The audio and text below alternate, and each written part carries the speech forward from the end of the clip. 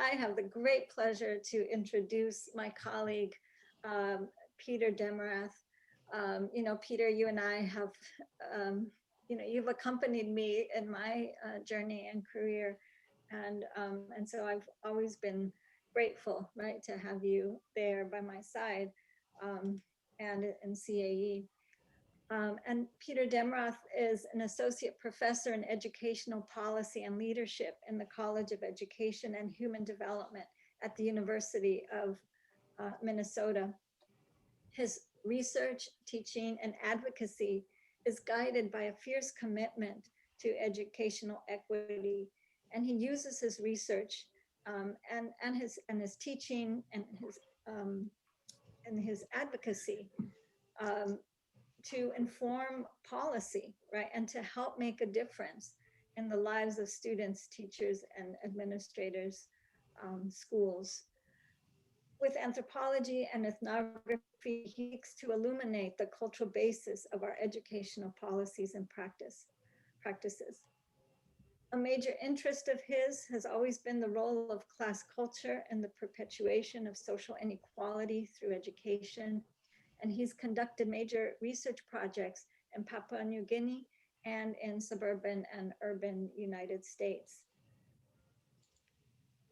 His 2009 book, published by the University of Chicago Press, is Producing Success, the Culture of Personal Advancement in an American High School. And in this book, in this study, he examined a typical suburban American high school to explain how some students get ahead and how the competitive school's ideology of achievement plays out. And I have used this book in my Anthropology and Education course. There are very few books that look at middle class, high achieving students, and to really look at the ways in which cultural social reproduction happens. And it really resonates, I guess, with students at Cornell, some of whom do come from these kinds of high schools. And in his book, right, he focuses on how students hone their work ethics and how they employ various strategies to succeed, from negotiating with teachers to cheating to getting parents involved, right, to manipulate school policies, to get extra credit points, to equalize, the prizes. And in one school, well, in 1 year of the school, they named over 40 student valedictorians. So anyways, I really appreciate this study and how it talks about the toll that this competitive culture, right, takes on students, and how some students are alienated, right? It's an alienating culture for the students who are less successful. So more recently, Peter's completed 2 collaborative equity-oriented projects in the Twin Cities metropolitan area. First, how a Beating the Odds public urban high school developed robust improvement-oriented culture over a period of 7 years, involving what he refers to as emotion culture.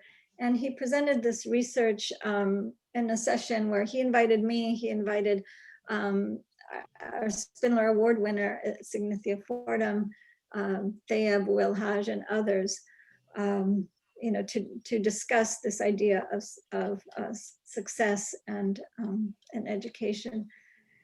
And then second, how staff members in the school built trust with students and helped them develop components of academic mindsets, including school belonging, future orientation, confidence, perseverance, and ultimate agency. One of his recent articles in the Anthropology and Education Quarterly is titled Maximizing Impact in Anthropology and Education, Capitulations, Linkages, and Publics. And that was just published, as I said, in 2019.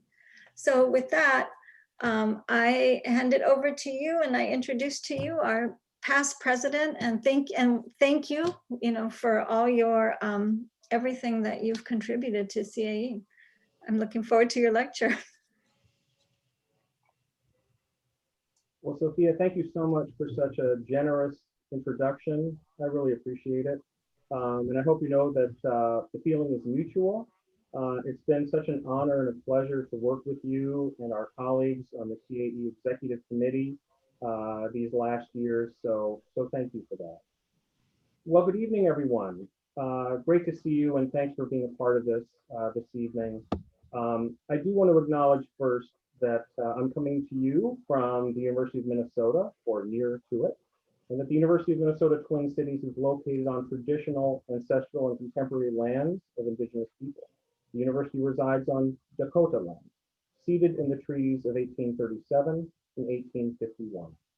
My colleagues and I at the university are committed to ongoing efforts to recognize, support, and advocate for American Indian nations and people. I'm also speaking to you approximately 2/3 of a mile from where Philando Castile was murdered in 2017, and about 6 miles from where George Floyd was murdered this past spring.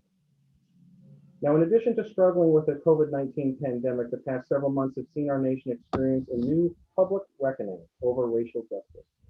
Of course, many educators have been working on racial justice for decades. After all, as Jeff Duncan Andrade points out, we live in a dual post-genocide society.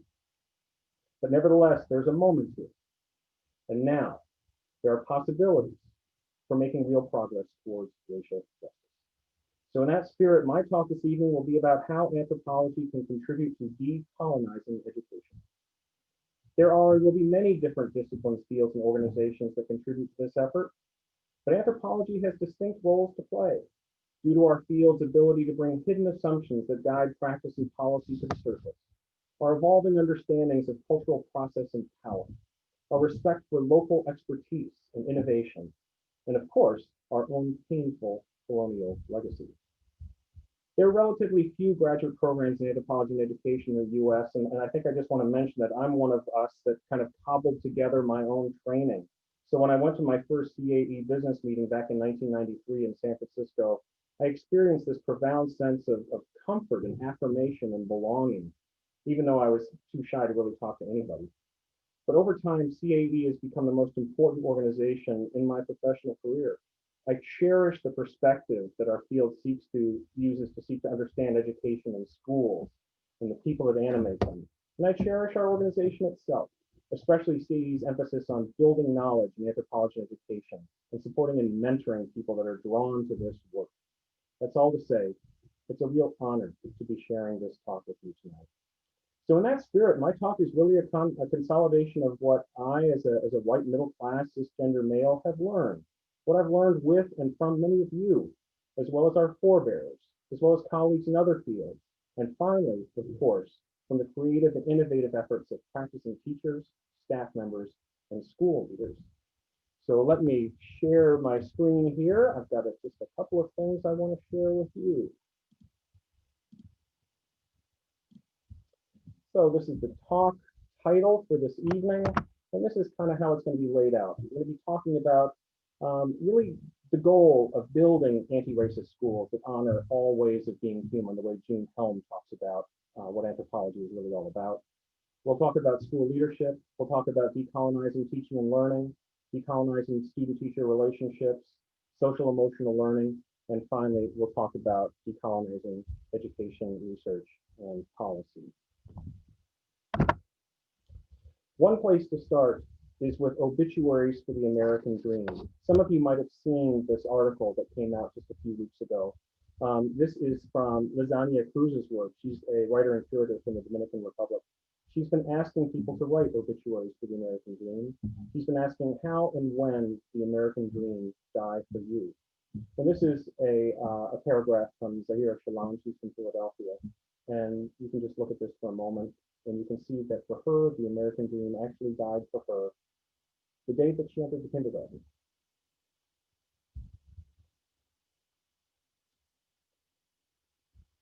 So it begs the question, really, how far have we come from Horace Mann's claim that in 1848, when he said that education can be a great equalizer, that education can be a great equalizer. Schools as equalizers, it seems a long way off at present. Maybe our greatest task right now is to try to stem the damage that so many schools are doing to so many young people. Kristen Olson's finding on people being wounded by school, Bettina Love's notion of spirit murdering clearly attest to this. But we don't only hear this despair from young people of color. Many of our schools are they also still have a long way to go in terms of ensuring that other ways of being human are respected and honored there, especially in terms of gender, in terms of class, in terms of their ability. But the despair we hear now comes largely from communities of color, and it extends all the way up through higher education, as the new and troubling paradigm of Afro-pessimism suggests. This is the rot that Thea Abu El-Haj has written about, the imperial debris, the ruination that persists from older and exclusive models of schooling. But I do think that there are multiple pathways of possibility for anthropologists of education. And here are two. First, looking to BIPOC educators in the global South for educational decolonization, renewal, and new forms of educational solidarity. As an outsider and learner here, I would say that one observation is one of the things that makes so many of these efforts distinctive is the emphasis on solidarity. Solidarity between students and teachers, between schools and communities, between teachers and parents, between principals and community leaders, and between differently abled learners. Such solidarity can interrupt the logic of neoliberalism. For example, one of the interesting places that I was able to visit recently was actually a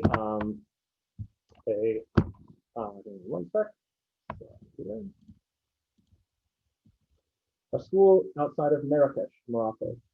This is a school that had been seeing difficult times until a new principal, and this new principal is right here in the back, came from a rural area of Morocco to take this school over. And he brought with him a distinctive leadership philosophy. He established new ties with the community, established a museum in the school. This is a pedagogical farm where they're actually pressing olive oil. And these are some of the students in the school who were giving a presentation to those of us that were at a conference in Marrakesh. But these students talked about what they thought made the school distinctive and what they so appreciated about it. And this school has a couple of different interesting forms of solidarity. It's a school that serves many students that have visual impairments, but there they refer to these students as students with special abilities. One of the things that they do in Morocco is they will pair these students with sighted colleagues when they have to take exams and assessments. But here's another form of solidarity. Here's what one student said about this new administrative staff and the school culture. The teachers are their father and mother. They're like a family, right? They give their hand to us.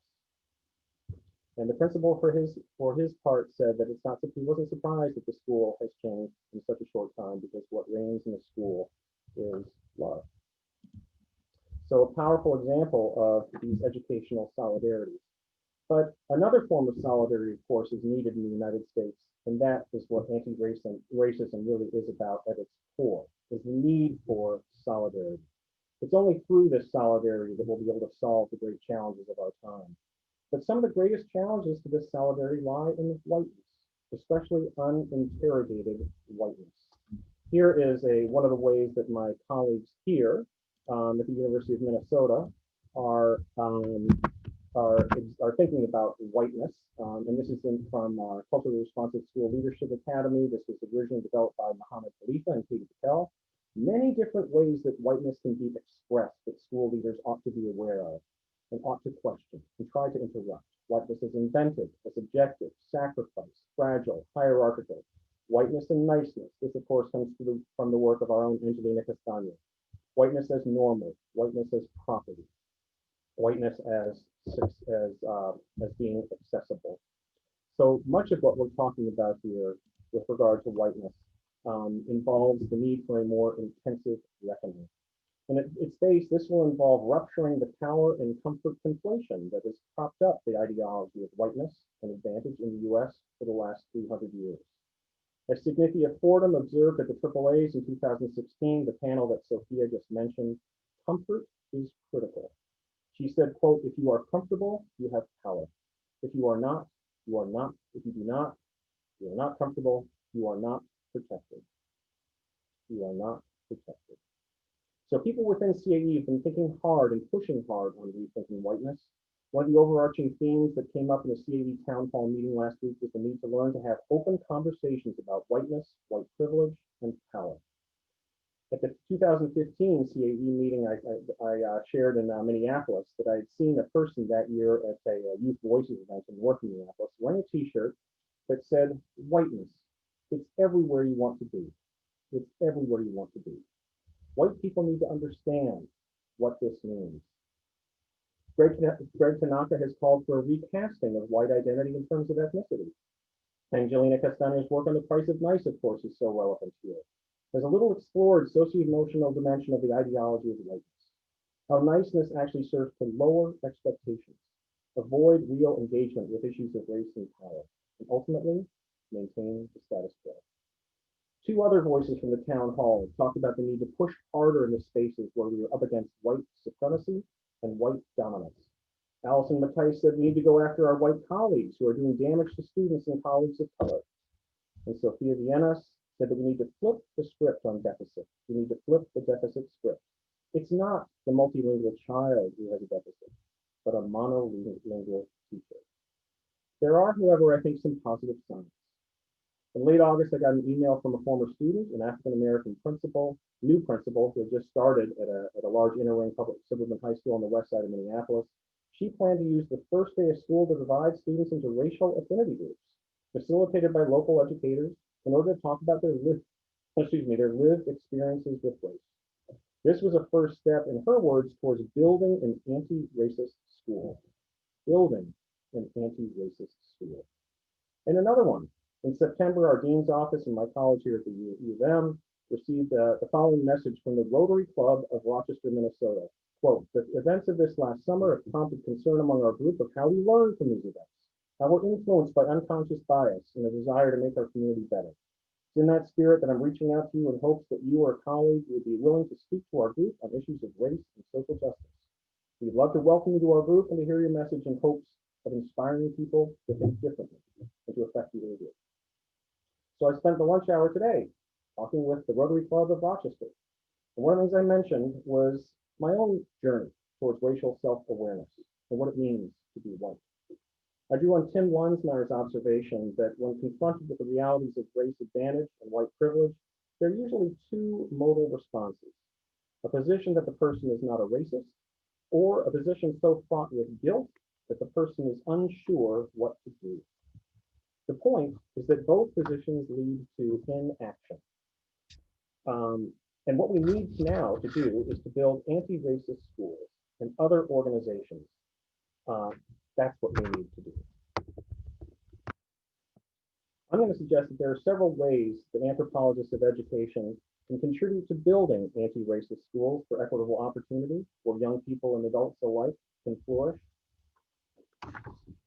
One place to start is in school, thinking about school leadership.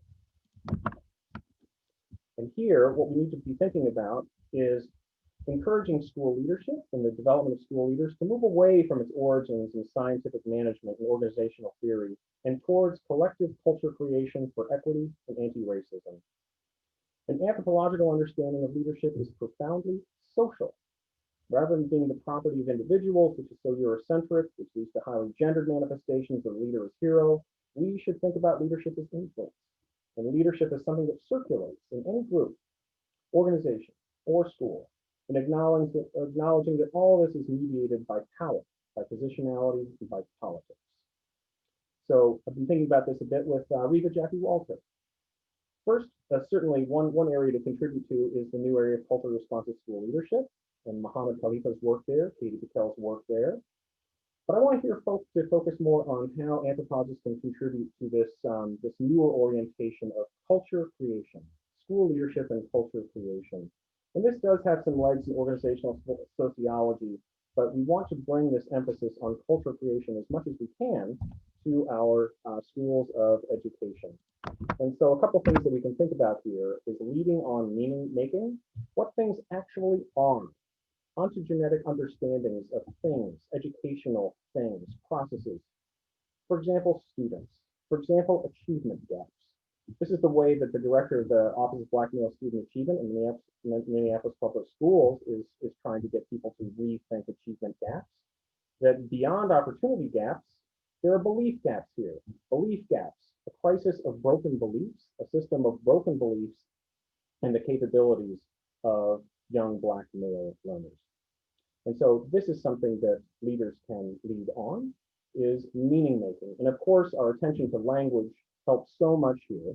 And that's where Michael Pollock's work on language can be extremely helpful, of course. And I hope you all have discovered the continuum of school talking. I found that to be really useful. So as Sophia mentioned, another area that I've been pushing on in this as far as leadership and school improvement is on improvement culture in schools. And I've been drawn to taking emotion seriously in organizations. And so not only here are the students have extremely powerful need to belong in social cognitive neuroscience, that we're wired to be social, but in organizations, emotions are contagious and motivating and bonding. And that's something that we should take very, very seriously. So I've been doing some work in this area, and some work came out on thinking about how certain meanings within student culture seem to be more powerful than others. In this particular Beating the Odds High School that I've been working in the east side of St. Paul, there were sets of charged meanings that I identified through the data analysis and interpretation that seemed to be so important in terms of underlying its improvement culture. And certainly the first here is empathy for students, also optimism in student capabilities, also motivation to help students learn. All of these meanings have to do with students and learning and teaching. But then there was another set of students regarding collaboration and leadership and efficiency, the adults. And certainly leaders having empathy for staff members and their challenges, trust in shared leadership, and especially confidence in the collaborative ability to learn and solve problems. And all this kind of made up the school's common moral purpose. So I refer to this then, as Sophia said, as emotion culture. So let's start talking about teaching and learning. And I think where we need to go here in terms of decolonizing teaching and learning is truly designing schools that honor how humans learn best. Here's one of the most disturbing quotes that I've come across. Let's go to this one first. And I came across this a little while ago from Ruth Paradise. Check this out, please, about the drive to learn in humans.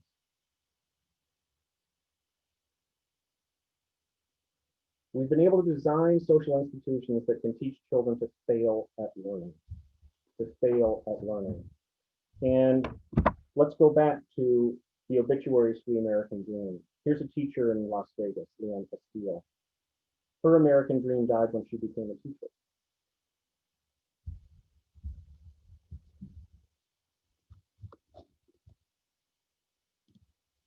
But there's a lot more to be alarmed about with our system of schooling, isn't there? As Veranda McDermott pointed out, the American educational assemblage pivots on the mechanism of competition. We have known this for some time. And the fact that schools can only promote social mobility to the extent that they keep most students from reaching the top of the education hierarchy. And you remember what Jules Henry observed about this, right? He said in 1963, to many cultures, such success would seem cruel beyond belief. Jules Henry. So decolonizing teaching and learning is going to involve an enormous amount of unlearning. Unlearning what mass education has become in most of the modern world over the last 200 years. Look, we all know that modern education, modern Western schools were set up along industrial lines to maximize efficiency and control. But one of the latest and best critiques of mass schooling comes from Santiago Rincón Gallardo, his book on liberating learning that came out last year. He argues in his book that the factory model of schooling with the principles of scientific management that emerged out of the Industrial Revolution assumed in part that the best way to organize human activity was to, quote, break down complex work into small, repetitive, and routine tasks with external incentives to ensure adequate execution of the work. So I actually know this viscerally because I live in D.F. Skinner's old house. This is the house that he lived in when he was at the University of Minnesota in the early 1940s. So actually, sometimes when I'm trying to work, I feel like I hear voices that are saying things like, now tap this, or peck that, or eat this. It's distracting. But the real damage done here, of course, is that the factory model proceeded on the assumption that learning is boring and meaningless, and therefore needed external incentives to be carried out. Learning is boring and meaningless, not according to research in socialization and anthropological studies of childhood, right?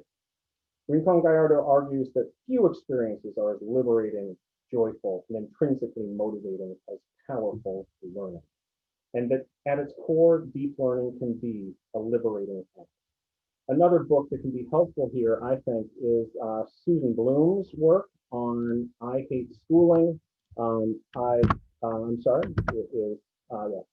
I Love Learning, I Hate School, which is actually an anthropology of college. And one of the gems in this book is her ethnological comparative examination of what we've learned from the ethnographic record on how people learn best. And here's her synthesis of how humans seem to learn commonly and most effectively through the ethnographic record, through imitation, careful observation, by doing, trying, shared practice, distributed cognition, apprenticeship, through work with real world contributions and consequences, and learning through the right degree of challenge, and of course, learning through play. Learning through play.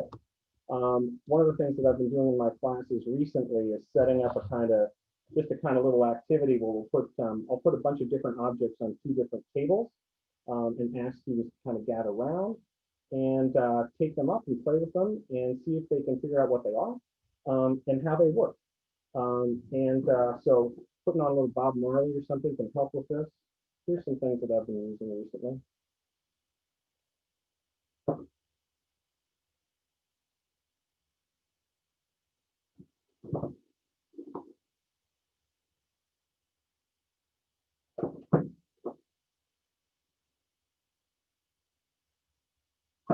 Yeah, try this at home.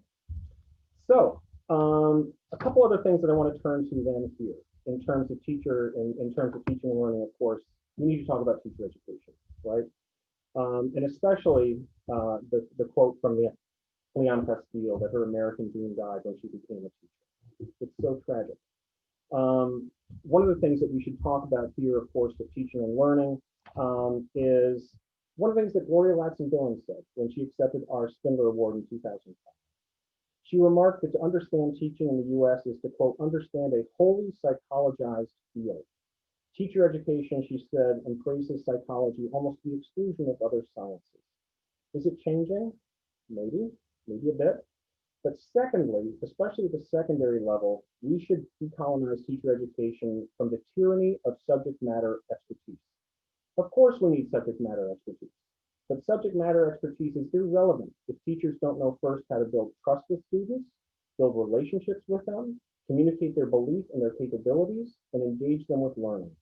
So that's where we're going to head next.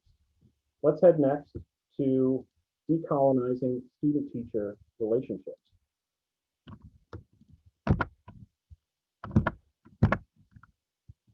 And I think where we need to head here is towards more relational expertise and also trust building. And there have been some encouraging signs in this direction that involve relational expertise. Some of you might have seen Zaretta Hammond's work on culturally responsive teaching and the brain and what it takes for actual learning partnerships to develop between teachers and young people.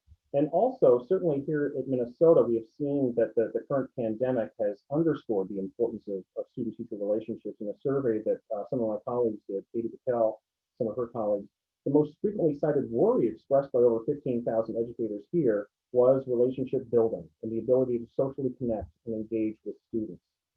And of course, this is all intensified with the racialized violence and discrimination in the spring and summer of this year. And so relationship building efforts in the future will need to also be aimed at countering racism and building racialized students' belonging at school. Now, one of the things that I've been working on recently with some of my colleagues is partnering with a high school on the east side of St. Paul, the same school where I did the emotion culture work. And we asked a diverse group of students to identify teachers that had helped them feel like they belonged in school and that they trusted in school.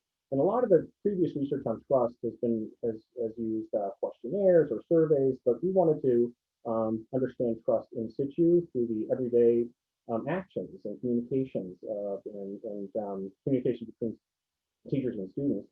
And so a lot of the research before is focused on respect and trust, but we actually identified several more kind of constituent elements of trust. And the way we were thinking about this is what teachers have learned students are kind of on students' minds, student queries like, why are you here as a teacher? And these teachers are emphasizing in their motivation, communicating that they're there to make a difference in kids' lives. How much do you know about me? How much do you care about me? And the key thing here is being empathetic, understanding challenges facing students. How much do you respect me? And see, and the key thing here seems to be communicating optimistic beliefs in student capabilities. How real are you as a teacher? How real are you? Do you know who you are in relation to me? This has to do with self-awareness and credibility, right? Do you know how to help me learn? This has to do with professional ability that teachers need to demonstrate. And finally, how close are you willing to get to me? What are you willing to do to help me? And this has to do with teacher commitment, proximity or proxemics, if you like, and of course the willingness to invest emotional labor as well. So those are some of the direction that we've been going in the with the trust work. But the emphasis on relationship in school and thinking about non-cognitive factors in school leads us to this one other area that I've been working on with some of my colleagues that I just want to share with you, because I think it's another area that we need to decolonize. And that is the area of social and emotional learning. And I've talked with Faye Abu-Rahaj about this, and we think there's a great need to put the social in social and emotional learning. And let me explain where we're kind of coming from here. This is a place that educators have invested a lot of effort recently. That Castle conference in 2019 had a wait list of over 500 people. And for a lot of districts like Minneapolis, it's a key pillar of their school improvement strategies. And we know from research that some of these strategies can really help kids, right? But some of them rely on skills-based approaches that assume that, quote, the child must be changed. And these are approaches that have a poor record of effectiveness. Now, some of you might know that our own Diane Hoffman has made a withering critique of many of the key assumptions of SEL. I encourage you to look at that. One of her critiques has to do with how, in many ways, SEL responsibilizes individual students for their lack of fit or lack of belonging in classrooms and schools. And of course, the focus on grit is exhibit A here, right? Faye Abu-Rahaj has pointed out how so many children from disadvantaged backgrounds, they are already gritty. They are already resilient because they have had to be. The key question is turning that resilience towards school. Schools that have been designed so poorly to help them. Schools where they may not feel trusted or may not see themselves in their teachers or in the curriculum. So the big problem with so much SEL work then is that it is decontextualized from the context in which young people live and grow up. And it fails to account for the profoundly social nature of the acquisition of all social and emotional learning factors. So this brings us back to despair and to hope and to risk. Any reasonable SEL work has to account for the everyday emotional life of diverse and disadvantaged and racialized young people. Responsibilizing people for their lack of fit or lack of belonging in schools and classrooms doesn't take into account the ways that they perceive and encounter those difficulties, many of which have to do with emotions of hope and risk. In his provocative book, Hope Required When Rolling Roses in Concrete, Jeff Duncan Andrade called attention to, quote, the damaged petals that young people in U.S. urban schools bring to their classrooms every day. He concludes, though, that no master gardener blames the seed. So as an educator, he says, I've got to change the environment that I'm trying to grow that rose in. So the big challenge is building school environments that are trusting and supporting enough so that young people will consciously expand their resilience and grit to school-related effort and engagement. Here's one way that I've been thinking about this through the research that I've been doing more recently with the teams here at the U of M. And what we're working on here is a grounded model of how urban high school students socially develop some of these components of academic mindset. And in one of the papers that we're working on now, we are actually starting with this quotation from Parasite. Some of you might have seen Parasite. This is from High Tech, who is the father in the movie. And he says, you know what plan never fails? no plan. No plan at all. And here's why. With no plan, nothing can go wrong. So one of the things that we found in our work on the east side of St. Paul is that one of the biggest challenges that young people face is that so many things have gone wrong for them over time, and that they expect the next thing to go wrong as well. And it leads to a very limited set of expectations for the self. And according to the College and Career Center director of this school, this is what he talked about when we were talking about students to be included in this study. He said, when they win things, it's like, quote, it's not in my framework. They're so used to thinking that something is going to go wrong that it can't be true. And here's a bit of voice from one of the focal students in the study. This is Alicia Green, African-American woman, who received letters from the schools, the colleges that she had applied to in the spring of her senior year, the spring of 2015. And there were several of these letters that she wouldn't open. And I asked her about it. And she said she wasn't even going to open this one letter from Gustavus Adolphus. It's a liberal arts college here in Minnesota, because she knew it was going to be another denial letter. It turned out that she was admitted there with a substantial package of support, but she ended up going to Hamlin to get her even a better package of support. So the key thing here is that a huge part of the work, I think, when it comes to social-emotional learning factors, is helping young people to change their kind of framework. And that's one way to think about it. They're so used to things going wrong. And so our data is showing that changing the framework involves all kinds of things. It involves an increasing awareness of personal strengths, opportunities to explore and develop possible interests and sparks, an ability to imagine a future self with different kinds of values, and the ability to learn how to learn through repetition and process and feedback. So all of that then seem to be some of these grounded constituent elements of academic mindset. Okay, the last area that I'd like to explore with all of you is perhaps the most important to all of us in our organization, in anthropology and education. And this has to do with decolonizing education, research, and policy. And there are several things that we just need to touch on here. First of all, challenging institutionally codified definitions of what science is, of what research is, and what evidence is. And then, of course, trying to insert anthropological knowledge into all kinds of arenas of practice and policy and leadership. And some of this involves doing public anthropology and education, taking up local problems as our own. And it also involves being of use and expanding our collaborations and networks. And fortunately, we have all kinds of inspiring people in our organization who have been doing this.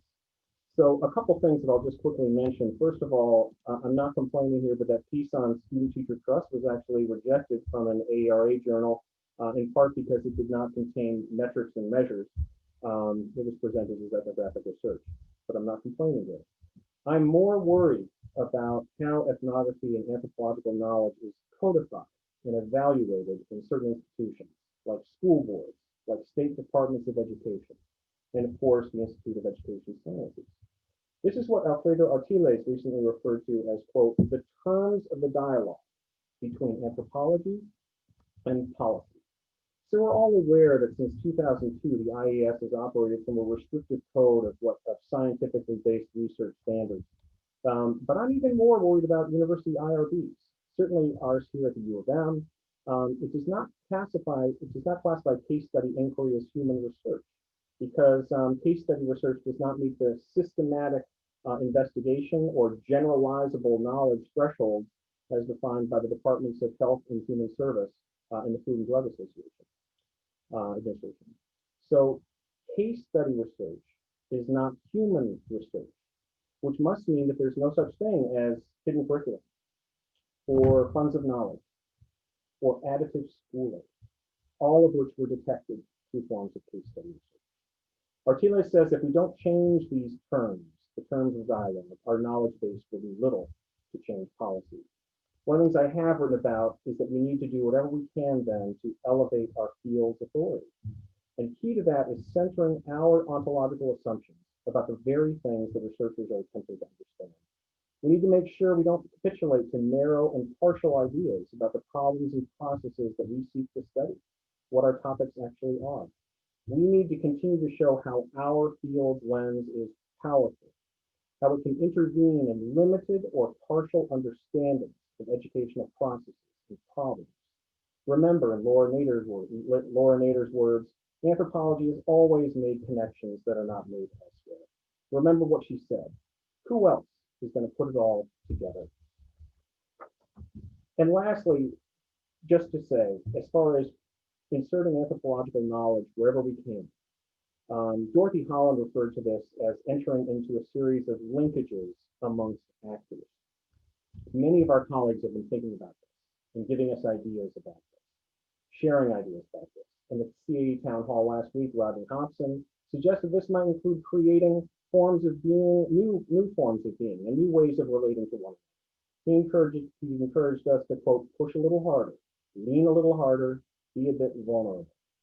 Here again, I think it's useful to look broadly across national and cultural borders, just like Andrea and Enrique were talking about earlier this evening. Look broadly for models and inspiration.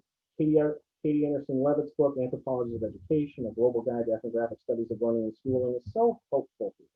The comparative perspective enables us to, quote, seek new angles on old questions, and hence perhaps to glimpse new solutions in her words.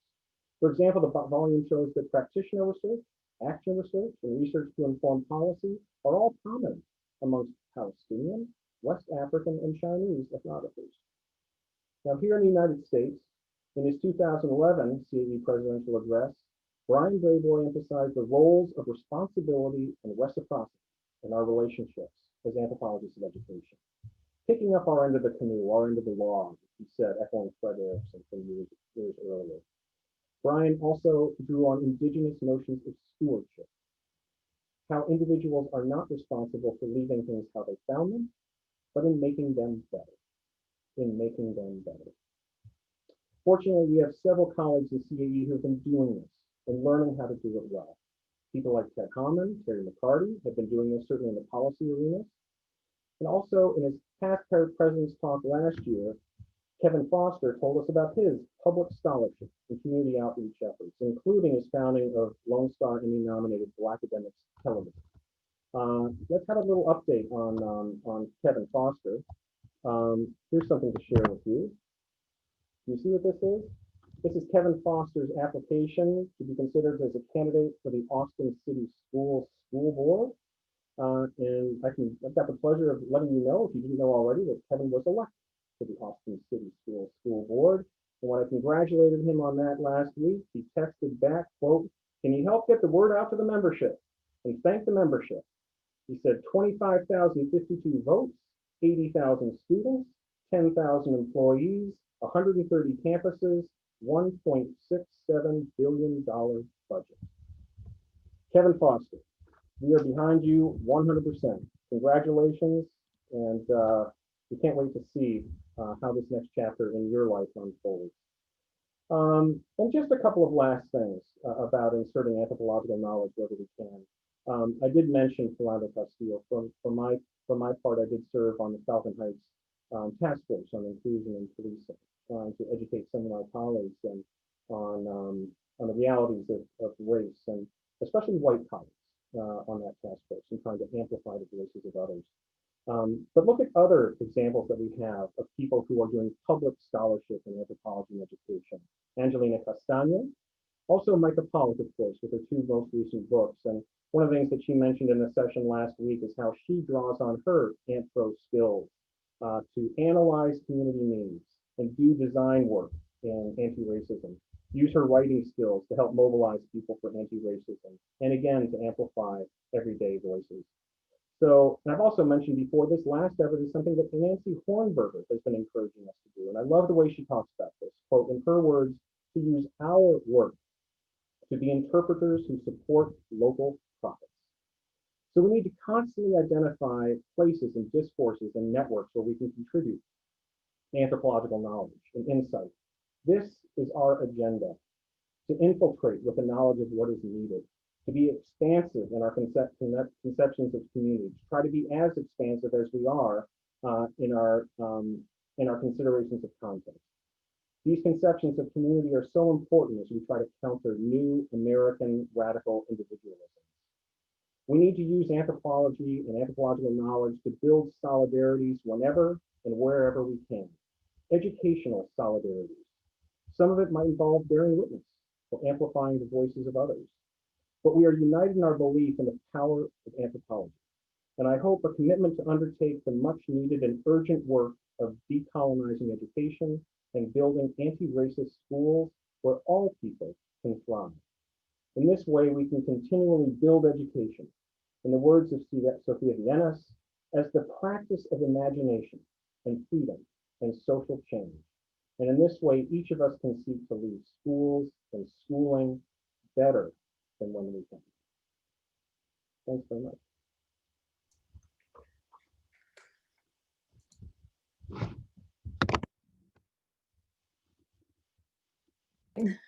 Thank you, Peter. I'm sure we're all sending you congratulations and applause. Yeah, so I want to open it up. We have 10 minutes to, if you want to ask some questions, you can use the Q&A function, and I will read those questions to Peter. I also am putting right now on the chat, I'm pasting a link to just a virtual chat afterwards if you want to ask Peter further questions, or just to say hi to each other, so you can join that chat. So yeah, if anybody have questions or comments they'd like to direct to Peter. And I see in the chat everybody is saying excellent. Thank you, Peter. Thank you, Peter. Thank you for a very inspiring and thought-provoking talk, says Sarah, newcomer. Great. Ariela says, congratulations, Peter. And La Lucha, there's the Texas in struggle from Texas. Yep, so I'm sure you can see all those thank yous. Congratulations. Yeah, so again, questions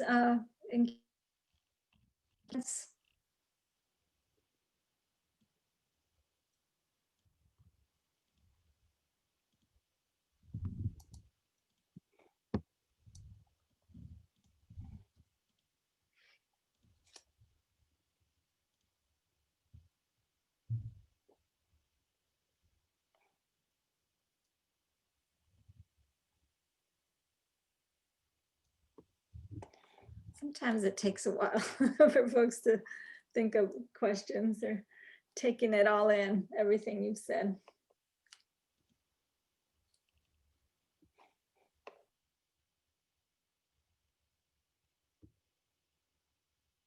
Yeah, one thing, Sophie, is that we are hoping to make a recording of this available, right? That was a question, I think, from Elsie. Yes, well, we do have a, yes, we have, this is being recorded. So we do have a question from Leslie Bartlett, and she says, that's a comment, I am struck by the tension between holding fast to an anthropological framing on the one hand and the public outreach on the other. Those feel to me like they are sometimes in tension. Yeah, I appreciate that question. That's something that Norma Gonzalez has given a lot of thought to. And I remember her speaking about this at a couple of different AAA meetings, and how I think one thing that she once said was that people in the policy arena may not be able to wait for us to polish our theories about what's actually going on in schools. And also our attention to nuance and into complexity can sometimes blunt the power of a contribution that we might make to policy and practice. So just to say, Leslie, I completely agree with you here that this is a real tension, but perhaps given the stakes, that there are going to be moments where we should take more risks, because I do think that anthropological knowledge is in some ways on the defensive right now, and that we do need to be in some ways more assertive.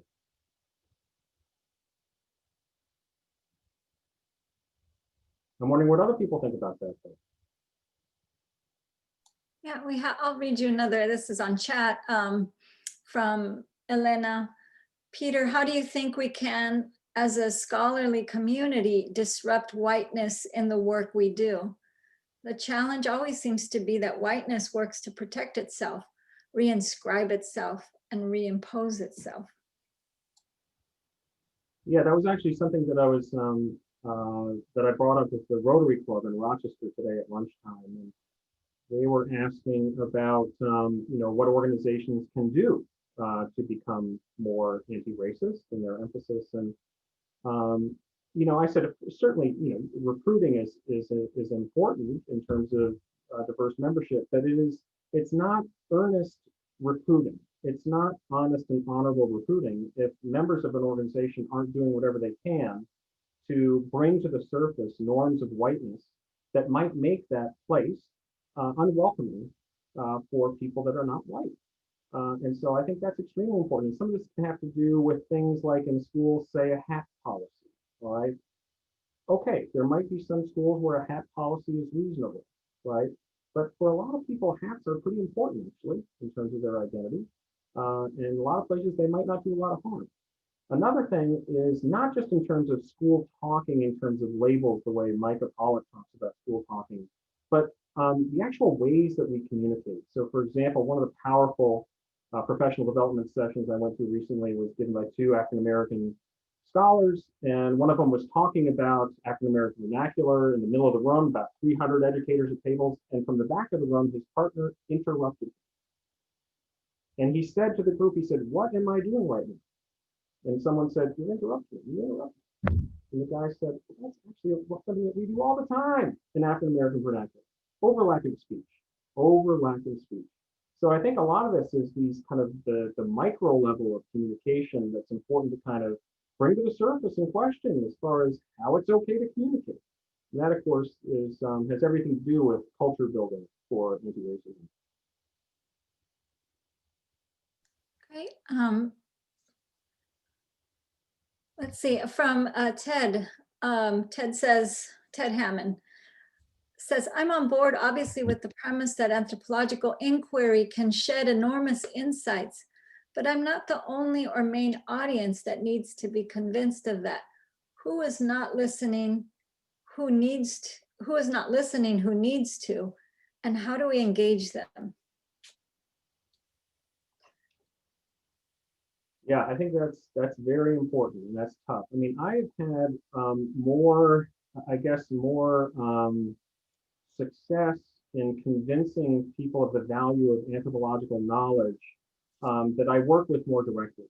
So people that I work with in schools, students that I work with at the university. It seems to be tougher, at least I run into more challenge when it's more at a distance. And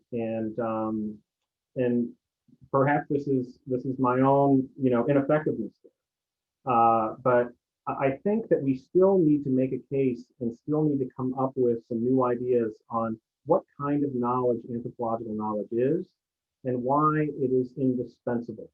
And especially if you think about school improvement efforts and schools being the units of change. Schools are the units of change, right? I mean, that is an opening for us as far as honoring and being able to frame and interpret local knowledge and local expertise. But I really do think that this is one of the future challenges that lies ahead of us. Curious what other people think about that. Yeah. Yeah, thank you. And from Katie Coe, and then a question from Elsie. Katie says, "I wonder about the term decolonizing rather than repairing, in quotes, repairing harm or injury or creating just conditions. What do you like about decolonizing and what do you see as its limitations?" Yeah, nice to hear from you, Katiko. Yeah, I kind of went back and forth on using that term. I really like how Rincon Gallardo uses the term liberating learning. I think that's powerful. I think there are powerful. There's power in the term reinventing, and we know that that's been used in anthropology, reinventing anthropology in the past. I do think that certainly when it comes to norms of Eurocentrism and whiteness in the schools, that the term decolonizing does seem appropriate there. But I say that as an outsider in some ways, as a white person. I'm curious about what other people think about the appropriateness of that. But also, I do think when it comes to education research, going back to Gloria Ladson-Billings' observations about kind of the outsized effect of psychology, I think that we need to do something about that, and that we have a lot to say about that, and we've said a lot about it. But clearly, there needs to be more work done there in terms of finding a balance between knowledge of context and local expertise and these more generalized social science fields like psychology and sociology. So I really appreciate that Kati Ko has put that on the map, because I think that's something that we need to continue to think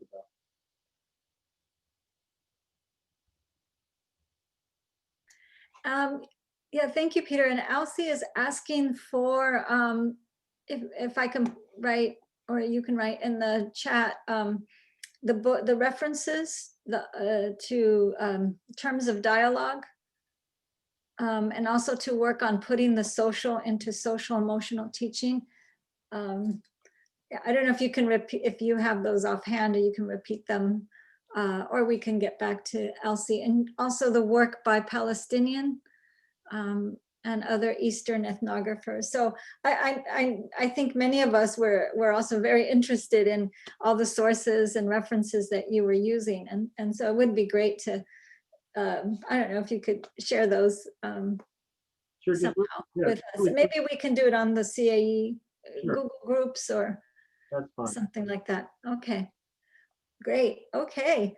Well, it's 8:45. So thank you so much, Peter, for a fabulous lecture. You left us with a lot to think about. And thank you all again to my colleagues and all the participants and awardees. So yeah, have a great night. And again, I will put again, if you're interested in just saying hi to each other or continuing to chat with Peter, I have put a link to another Zoom meeting, right? And we can stay 15, 20 minutes, however long you'd like. All right. Well, thank you, everybody. Thanks, everyone. Thanks, Sophia. Thank you.